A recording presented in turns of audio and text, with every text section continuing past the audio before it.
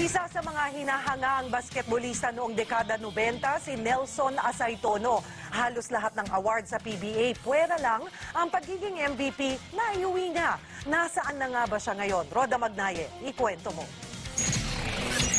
Probinsyano at Tubong Mindoro ang itinuturing na isa sa pinakamagaling na manlalaro ng PBA, si Nelson Asaytono. Nagsimulang mag-basketball si Nelson sa University of Manila bilang estudyante. Matalong ako sa UM tsaka nag-champion ng UM. Wow! 10 pesos lang. Taong 1989 nang makapasok siya sa Pure Foods. Dahil sa kanyang bilis, taas tumalon at lakas magdang, tinawag siyang The Bull. Kaya ang ilang PBA players asar daw sa paglalaro niya. April 7, 2005 nang gawin ni Nelson pang 12,268 point niya. Pang-pito sa may pinakamaraming nagawang puntos sa PBA. Actually, halos lahat ng award nakuha ko na eh. No? Ang isa lang talaga ang hindi ko nakuha, yung MVP. Sa paglipas ng panahon, tuluyang nagbago ang ikot ng bola sa buhay ni Nelson. Lalo na maghiwalay sila ng kanyang asawa. So, yun lang yung ano ko sa sarili ko na hindi nagkakaedad ako na hindi ako nakakabuo ng pamilya.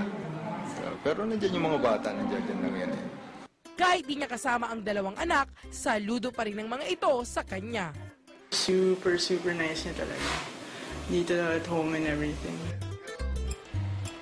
Full-time employee sa isang networking company sa Ortigas, si Asaytono.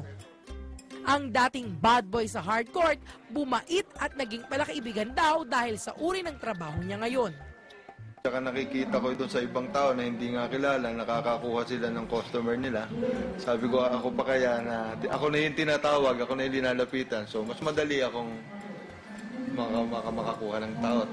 Pero aminado si Nelson, namimiss niya ang pagbabasketball. Kung tatanungin mo kung namimiss kong basketball, sobra. Kaya lang, hindi na natin pwedeng ibalik yung kahapon eh, di ba?